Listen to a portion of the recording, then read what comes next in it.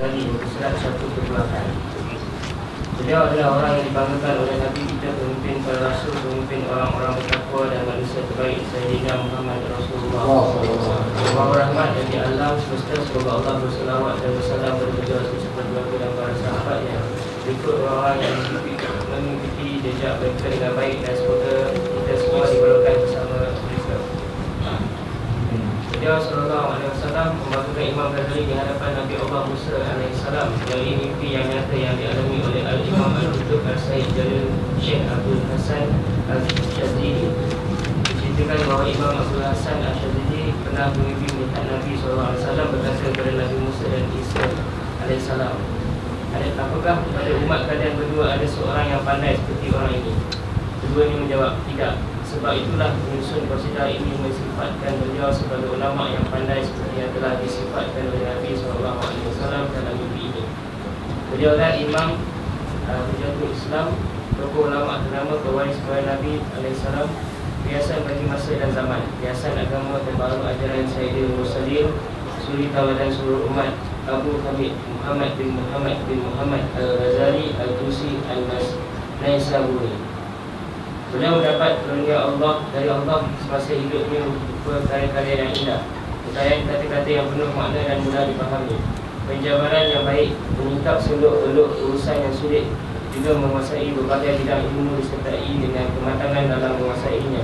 Di samping keistimewaan yang Allah berikan kepada beliau berupa kepribadian yang baik, istiqamah yang sempurna, hati yang bersih, kezuhudan yang murni, menjauhi ketenaran meskipun beliau mudah untuk menggapainya.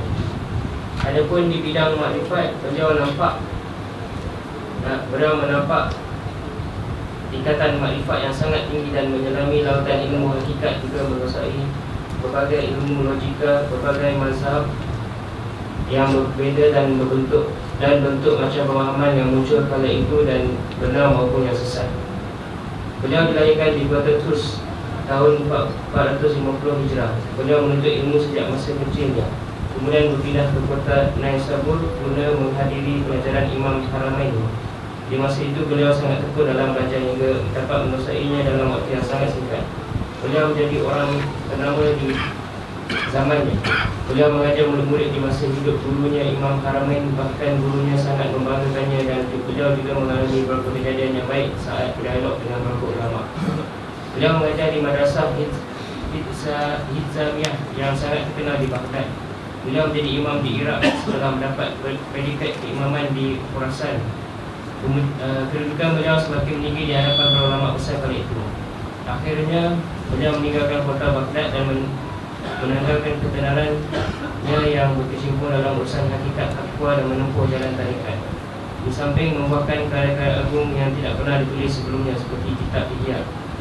Setelah itu beliau berpindah ke Baitul Maqdis, berjuang melatih diri, lalu kembali ke kota Turs untuk memberikan wejangan dan nasihat kepada kalangan masyarakat. Memang tidak pernah disebutkan syekh beliau dalam tarikat, tapi beliau bertemu dengan beberapa ulama tarikat.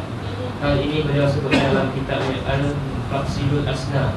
Kebanyakannya materi yang beliau ajarkan adalah tafsir, hadis dan tasawuf.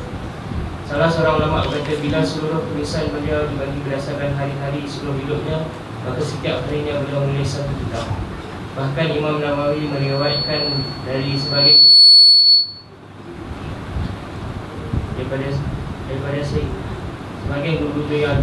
guru-guru beliau yang terpercaya menyatakan, bila keseluruhan tulisan Ghazali dibagi berdasarkan hari-hari seluruh hidupnya, maka tak kurang setiap harinya beliau menulis 4 kitab. Inilah yang pernah aku dengar dari guru kami Habib Abdullah Al-Haddad. Imam Ghazali masyhur, jelas. Ada orang yang meragui dan juga memperkecilkan kepada Imam Ghazali kerana kebesaran dan kedudukannya yang cukup tinggi, sehingga ijma' ummah akan beliau ini adalah merupakan mujtahid pada kurunnya disebutkan. Begitu juga Imam Ghazali ini disebutkan tadi, dan antaranya dibanggakan oleh Nabi SAW. Melalui daripada mimpinya Al-Sayyid Jalil Syekh Abdul Hasan Al-Shazili. Mimpi jumpa dengan Nabi SAW. Di sana adanya Nabi Musa bersama dengan Nabi SAW dan Nabi Isa. Nabi Musa tanya kepada Nabi SAW, Kata betulkah kamu mengatakan bahawa ulama umatku ini seperti para anbiya Bani Israel? Nabi betul. Siapa di kalangan mereka? Boleh tak aku tak tahu salah satu daripadanya? Nabi SAW pun panggil. Yang ternyata dipanggil oleh Nabi SAW adalah Imam Ghazali. Maka Nabi Musa pun tanya, siapa nama kamu? Nama aku Muhammad bin Muhammad Al-Ghazali. Kata Nabi Musa, kau ini kurang adab. Kenapa? Kerana aku tanya nama kamu, tapi kamu cakap nama kamu, nama ayah kamu, nama datuk kamu, dan nama keturunan ataupun nama tempat kamu pula, gelaran kamu. Kata Imam Ghazali mengatakan, kalau apa yang aku cakap ini adalah dianggap sebagai kurang adab, itu aku kurang adab kepada engkau, dan engkau adalah manusia. Sedang engkau pernah kurang adab tetapi kepada pencipta manusia, Allah. Bila? Iaitu ketika Allah tanya kepada kamu, apa yang berada di tanganmu wahai Musa? Maka Nabi Musa mengatakan, hiya asaya, dia tongkatku, atawakka'u 'alaiha, aku gunakan untuk bergantung kepadanya. Wa ahushu biha 'ala ghanami, dan juga aku gunakan untuk menghalau kepada kambing-kambingku. Wa liya fiha ma'aridu ukhra, dan dia ada banyak lagi yang aku gunakan untuk nak buat lain. Kan Allah tanya apa yang di tanganmu, jawab dia lah, tongkat yang aku gunakan pula untuk nak bergantung, kemudian aku guna untuk nak elak. Kau lebih, kalau itu kamu dengan Allah lagi tak ada adab. Kalau aku pun dengan kau manusia, tapi dengan Allah. Oh, kata Nabi Musa kepada Nabi SAW, memang benar apa yang terkatakan. Memang hebatnya Imam Ghazali itu disebutkan. Ini adalah di antara apa yang disebutkan dalam mimpinya bahawa Syadzili itu melihat kepada apa yang berlaku, nak menunjukkan kedudukan Imam Ghazali. Walaupun dia adalah mimpi, tetapi ru'yah salihah, disebutkan mimpi yang salih daripada orang yang salih itu disebut ru'yah salihah. Walaupun taklah kita kata dia sebagai hukum dan sebagainya, tetapi inilah yang disebutkan dan dinukilkan daripada kita oleh para ulama untuk nak memberitahu akan kelebihan-kelebihan. Seperti Imam Ghazali sendiri, beliau menguasai ilmu yang cukup besar dan banyak. Itu kalau bahkan dikagumi oleh bukan orang Islam saja, bahkan orang Islam, orang-orang Barat sendiri dengan ilmu-ilmu yang bukan hanya sekadar ilmu-ilmu yang kita kata syariat ataupun ilmu-ilmu hakikat, tapi ilmu-ilmu saintifik ini. Kejadian mata kalau kita boleh baca buku bagaimana dia cerita pasal jasad, pasal proton, pasal atom yang ada dalam badan ni, kita kata memang ini orang yang tinggi, jauh ilmunya. Dan istilah-istilah yang kita tengok hari ini dalam istilah perbuatan mata atau desmos kornea dan sebagainya, diambil daripada istilah-istilah yang disebut oleh Imam Ghazali. Jadi punya tinggi, kita tak boleh bayangkan orang yang begitu hebat ilmunya, tapi hari ini ada orang yang memerdekakan. Mana kita, subhanallah. Sebab tu kita kena kenal betul kepada ulama itu, supaya kita tahu bagaimana kedudukan. Sebab itu kalau ada orang kata, kenapa yang kita nak sebut pasal ulama-ulama, kemudian di-highlightkan, dia semayang 1000 rakaat, 300 rakaat ini. Untuk apa? Kita yang kena buat. Betul. Tapi bukankah kita sekarang kat dunia ini tak pernah kering lidah kita mengagumi kepada dunia? Tengok kita sekarang ni, orang-orang kita, apa yang mereka kagum? Kereta dulu sampai itu, kereta ni hebat ni, rumah, dunia itu dikagumi oleh manusia sekarang ni. Kenapa tak kita nak ceritakan supaya mereka kagum tentang amal ibadah, tentang ulama-ulama, tentang supaya mereka dah tukar sepatutnya kekaguman mereka itu kepada yang sepatutnya mereka kagum yang sebenarnya, supaya barulah ketika itu ada semangat untuk beramal. Tapi hari ini kita tak nampak kesan, tapi terkesan sungguh bagi orang-orang yang mengagumi kepada dunia, yang akhirnya matlamat dia adalah dunia. Nampak? Kekaguman itu membawa kepada matlamat. Kalau kita sekadar suka je, sekadar kagum, tak, dia akan jadi matlamat hidup dia, nak dapatkan juga, usaha nak pergi ke situ. Tapi kenapa tak kita sebutkan untuk memang kita kena kagum kepada para ulama kita dengan amal-amalan dan kehebatan mereka, yang akhirnya kita nak contoh, nak jadi seperti itu. Ini dikomplain pula, kenapa nak tunjuk tahiyat dan tidak apa. Memang kita nak cerita supaya orang kagum, memang orang kagum kepada para ulama. nak kagum kepada para salihin. Sebab tu yang kita nak jadi seperti mereka, kita nak dikaitkan dengan mereka, digolongkan dengan mereka, sebab mereka hebat. Tapi kalau dikagum-kagum itulah dunia atau orang-orang lain, ini yang paling malang sekali. Jadi kita kena faham. Betul kalau kita belajar, kita sebut tentang para salihin ini, kita kena faham betul, kita kena kenal sungguh. Barulah ketika itu kita tahu siapa kita, tahap mana sangat kita. Akhirnya barulah kita tahu mahalnya syurga itu. Tak semurah yang kita rasa, tak semudah yang kita usaha. Tak seperti mana mereka yang dah tahu syurga itu macam mana, akhirnya mereka kejar semua, sehingga kita rasa kita jauh ketinggalan. Tak apalah, bagus kalau orang yang rasa ketinggalan, rasa jauh, rasa ya Allah turunnya aku, bagus. Sebab ada inkisarul qalb ini, ada hancur hati kita kerana kita tak mampu seperti itu, bagus. Tapi kalau kita rasa, dia orang lain, aku lain, tak boleh.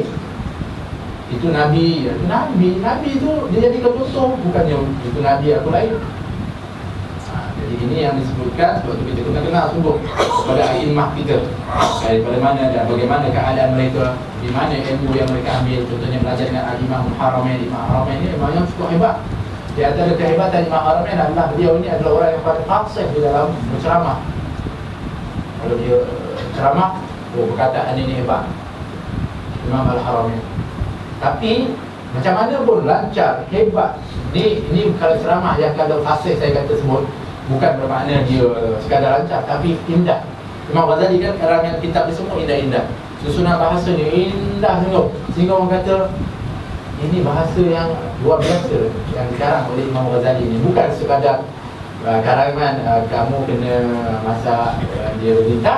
Dia ada cium, dia ada dia punya balaghah, dia ada dia punya naram, dia ada, sehingga cantik sungguh, indah. Mana datangnya ni? Subhanallah. Dengan ilmu bahasanya, dengan ilmu yang kita kata ada, dengan bahasanya, itu yang hebat. Imam Haramain begitu juga. Kalau ceramah ni, orang bukan hanya dengan apa ilmunya, bahkan kekaguman dengan gaya bahasa itu, dengan kefasihan, dengan nahwu sarafnya, dengan balaghahnya, dengan badi'nya, dengan bayan. Tapi buat begitu kadang-kadang ada sangkut jaga. Jadi adalah orang yang kadang-kadang tu biasalah, ada yang tak kena tu dah paling ditanya sekali, yang hebat tu dah dia tak berapa sangat kisah. Lepas itu ada orang datang, dia terima orang yang dia, kamu hebat semua. Tapi mesti setiap ceramahmu satu ketagihan mesti ada sikit sangkut. Kenapa? Ketika dulu aku kecil, dia kata, aku disusu oleh ibu aku, dan dipesan oleh ayah aku, jangan sekali-kali jangan misuk kepada orang. Sampai ketika ayah aku keluar lama lah, ibu aku dah tak ada makanan, tak ada susu kering dah, sampai aku menangis. Takutlah anak ni tak ada susu. Akhirnya pergi kepada jiran. Kebetulan ada, maka dia minta supaya disusukan aku.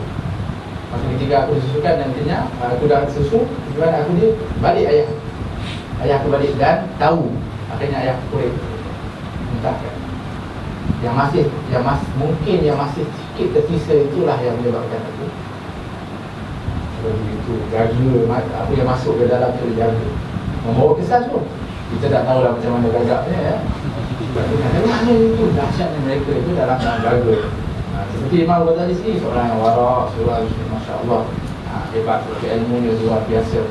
Imam Ghazali ini, sehingga dikatakan dia punya karangan kitab-kitab seperti saya kata tadi, kalau kita tahu kitab masyhur ni Ihya Ulumuddin, kemudian kalau kita baca daripada Bidayah Hidayah, semua yang hebat kitab tu. Sebenarnya kitab dia cukup banyak. Sebab tu Imam katakan semua bidang ilmu banyak. Bahkan ilmu perubatan pun tulis Imam Ghazali. Sehingga dikatakan kalau dibahagikan kitab tu dengan umur dia, satu hari satu kitab tulis. Kita satu tahun berapa kitab yang khatam lah. Masya Allah, satu hari satu kitab. Ada lagi dia katakan seolah satu hari kalau disebabkan satu hari 4 kitab. Mana datangnya? Itu datang masa lagi, ilmu lagi tu. Ini orang telah dikurniakan oleh Allah ilmu. Jadi ini luar biasa. Jadi apa yang kita kenal ni, kita tahu sangatlah bagaimana kadar mereka, kedudukan mereka di sisi Allah Subhanahu wa ta'ala. Wallahu ta'ala alam. Kemudian dengan kita memuliakan para ulama, kita tergolong dengan para ulama dan salihin. Dan mudah-mudahan Allah memberikan rahmat kita dengan berkat mereka. Rabbana fa'ala bi barakatihim wa inna husna bi hurmatihim wa amisna lahum amisna fi zumratihim wa ma'afatihim minal fitan. Mudah-mudahan kita dikurniakan oleh Allah Subhanahu wa taala untuk sentiasa mengasihi dan menyayangi dengan para ulama dan salihin dan digolongkan dengan mereka dan kita dimasyarkan dengan mereka. Amin Allahumma amin.